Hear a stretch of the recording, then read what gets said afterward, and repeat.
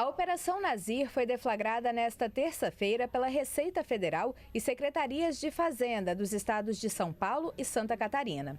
A ação tem o objetivo de coletar provas sobre um esquema fraudulento praticado por 31 empresas de 5 estados, incluindo o Espírito Santo. As instituições, segundo a Receita Federal, emitiam notas fiscais frias relacionadas à compra e venda de cobre. A prática somou cerca de 7 bilhões de reais em notas falsas. Só as empresas investigadas aqui do Espírito Santo emitiram aproximadamente 1,5 bilhão de reais. A operação desta terça é um desdobramento da Operação Metalmorfose, realizada no dia 9 de maio deste ano. Na ocasião, 39 mandados de busca e apreensão foram cumpridos. Segundo a Receita Federal, entre 2018 e 2020, foram emitidos aproximadamente 17 bilhões de reais em notas falsas. As empresas envolvidas continuaram usando notas fiscais fraudulentas, notas fiscais frias, principalmente de 31 empresas que nós tínhamos indícios que elas não existiam de verdade, elas existiam só para emitir nota fiscal.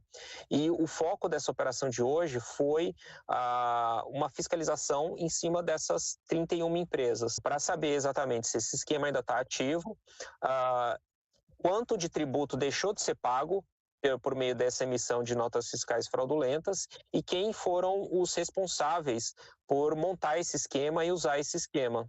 O esquema criminoso era estruturado em núcleos. O primeiro era formado pelas noteiras, ou seja, empresas fantasmas que emitiam notas fiscais falsas, simulando a compra e venda do cobre. O segundo núcleo era formado pelas fornecedoras do produto, a maioria localizada em Santa Catarina.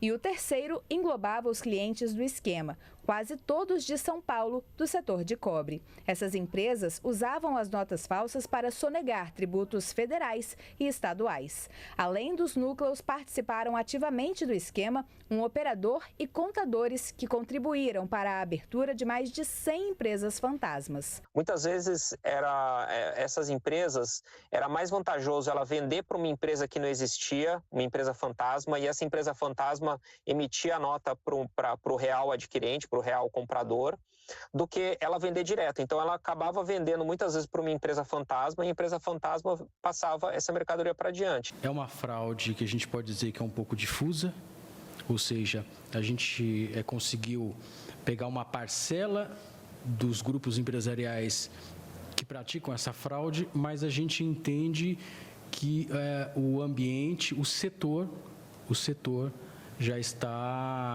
pratica de uma maneira constante as fraudes aqui noticiadas. Entre 2018 e 2020, a Receita Federal identificou sonegação de quase 2 bilhões de reais.